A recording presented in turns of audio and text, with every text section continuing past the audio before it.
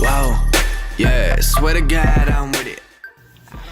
Alright, hey guys, before we get into the video today, I just want to remind you all that the upload I posted last week on here where I said that I was quitting YouTube, what I meant by that, because I know I didn't explain it very well or in the best terms last week, what I meant by that is that I'm still going to be uploading to YouTube just because I can upload as much as I want there, but I'm not going to be posting everything there. I'm going to be posting some more exclusive or stuff to my website.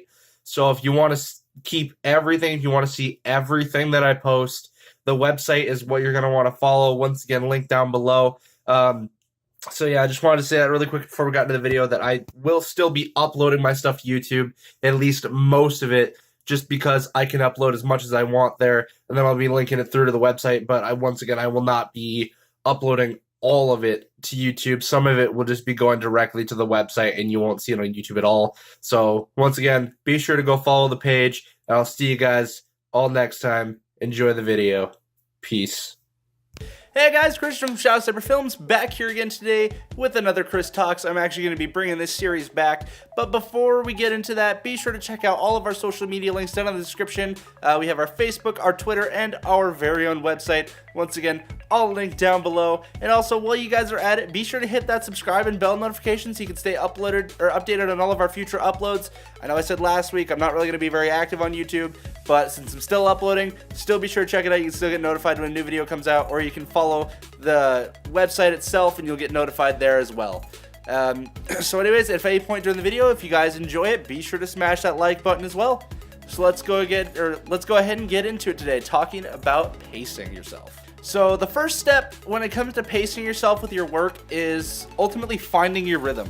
You need to find kind of a tempo that works for you. I know the quote, I can't remember who it's from off the top of my head, but everyone moves to the beat of their own drum.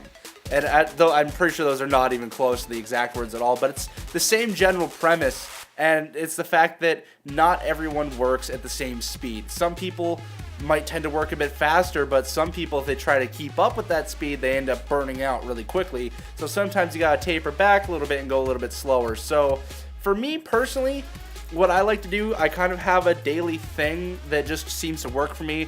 Like in the mornings, I'll get my list of projects made up that I need to do for the day or that I need to make at least some progress on, and then I'll work on a project for either an hour or until I get bored of it, whichever comes first, and then I'll move on to the next one. And in between those two, I'll kind of take like a little bit of a 5 to 10 minute kind of transition period between them that kind of gives me a little bit of a break to catch my breath. I'll take that time, I'll either draw a little bit, maybe read a little bit, I might go on a quick walk or something, just a little bit of something to clear my head between processes so I can kind of stay a little bit more focused and more energized when I'm working.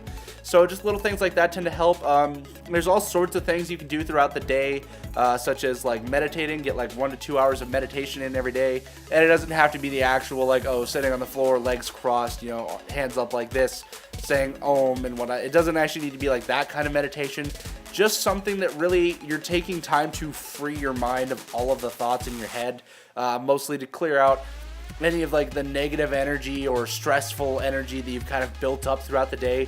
Taking that time to just relieve your brain, give it a moment to relax and refresh and empty itself. It's kind of like a garbage bin. If you fill it up too much, you're not really going to be able to throw in anything anymore until eventually it just breaks down and falls apart. Same kind of works with our brains. Obviously, it's not as dramatic. Your brain's not just going to like actually explode. But there obviously could be health issues that lead to that in the future. But I'm not going to get into that because I'm not a doctor. So, but just in general, just emptying out your mind every so often gives you a better chance at staying focused, gives you more room to throw more stuff in there so you can stay on task, know exactly what you're doing, and just be able to get it done. I've noticed that the more I try to rush things, the slower I get them done because I'm kind of in a panic when I'm rushing. So then I don't really think as much. I start making a lot more mistakes, then I have to go back and correct them. My dad always raised me in the idea of do it right the first time and you won't have to do it again. And then that saves a lot of time. So take your time, do it right the first time or first few times if you're working on some sort of art project that takes several drafts or something like that. Like with film, you know, if you're writing a script, you're obviously not just going to write a single draft and be done with it. Usually you're going to have to go through like however many drafts, like 5 or whatever, however many drafts you need to go through until you think it's complete. Just don't rush yourself. Find your pace, find the tempo that works for you. There's a lot of other things that really can benefit you a lot in the long run if you focus on them. Doing little things like eating healthy snacks throughout the day, like every hour or two. Just grab like a granola bar or some fruit or veggies or something. Just a little something light to snack on to keep fuel going in your brain. It's a lot better to keep a constant intake of fuel going for your brain rather than just getting in like 3 huge intakes a day. It kind of keeps you more steady, and when you take in those huge intakes, it tends to bog you down and actually kind of slow you down in the end.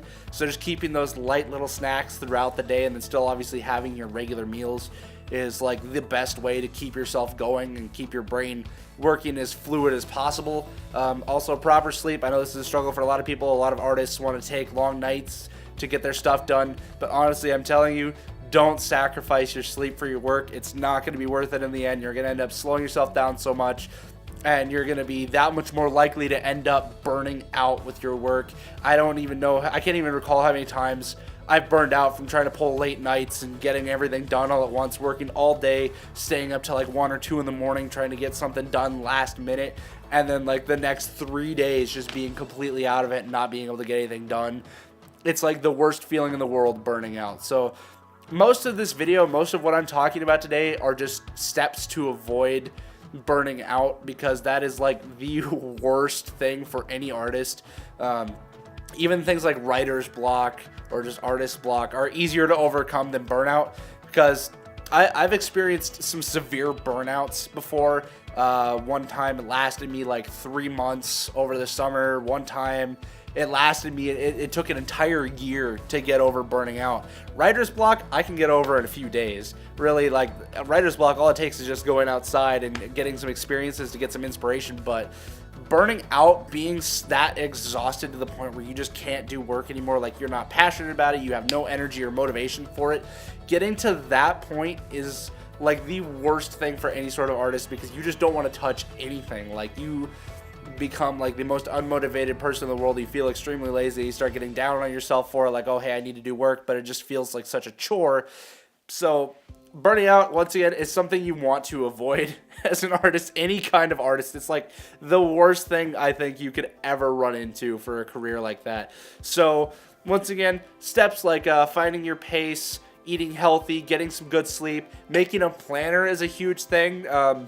Recently I watched a video from Sean Cannell at Think Media TV. He talked about this sort of topic as well, and in it he brought up a quote from someone. I don't remember his name off the top of my head, but it goes, 1 minute of planning can save you 10 minutes of work and give you 1,000% return on energy. And I think those numbers are a little bit astronomical, a little bit too large to emphasize the point of it, because it is true. It is true that you do get a huge return on time and energy by planning ahead and mapping things out, knowing where you're going. I apologize, my nose is a little bit stuffy right now, so bear with me. But yeah, planning out ahead of time, knowing what you're doing, being ready for those sort of thing, or that sort of a thing. It does save a lot of time, and in return will save you a lot of energy.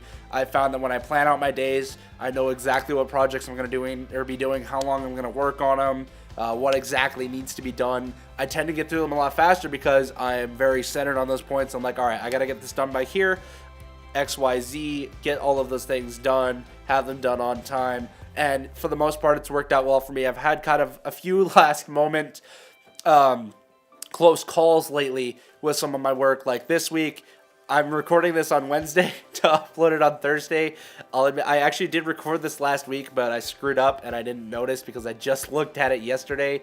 I hadn't recorded audio, so I had to come back and re-record this. So little things like that I have had every now and then. Like a couple weeks ago, I had some really, really last minute, like recording up until midnight to get a video done for the Thursday release. So I've had a few of those incidents, but that's only because I take on so many projects. I think I have like 8+ projects going on or something like that right now, along with my YouTube channel and making short films and all that. So keeping out all this stuff can be very difficult for me sometimes because I've just got so much going on, which is why I go into so much depth when I'm planning out my stuff. I've got a daily planner, a monthly planner, and a bi-yearly planner where I just do 6 months. And on the bi-monthly, I write on there any big projects that I have that need to be done within that time, like when I'll be releasing a short film, when I need a script completed by, if there's any big events like the film festival I just went to earlier this week, the Flathead Lake International Cinema Fest. By the way, wearing their shirt right now, freaking loving it. It was a great time. I do have the vlog coming out for that here before too long, so be sure to check that out. But anyways, back to the video. I'm digressing. Yeah, planners are super, super important. I really cannot stress enough how helpful planners are to have. I just have a normal bullet notebook. You can make a bullet notebook out of anything. I just happened to get this as a Christmas gift, so I've been using it a lot, and it really does help me in the long run. And that way I can go through and check off what I have completed, so I get kind of a sense of accomplishment at the end of the day. So it's even more rewarding because not only do you build the lists in the morning of what you're going to be doing that day, but at the end of it, you can look through it, see everything that you've done, and kind of feel like a sense of pride for yourself that might even energize you even further, either to getting more work done or just being ready for the next day of work when you get back into even more of it. So just like little details like this, just things that improve your mindset, I think are some of the biggest tools we can use as artists to keep our minds flowing and fresh and focused. So yeah, I think that's really all I got for you guys today. If you enjoyed the video, once again, be sure to hit that like button down below. Or if you're watching this on the website, be sure to leave a comment in the post so I can know what you guys felt about this. And also, while you guys are at it, be sure to follow the website, stay up to date on everything Shadow Sniper Films, and I will see you guys all in the next video, hopefully next week. Peace out.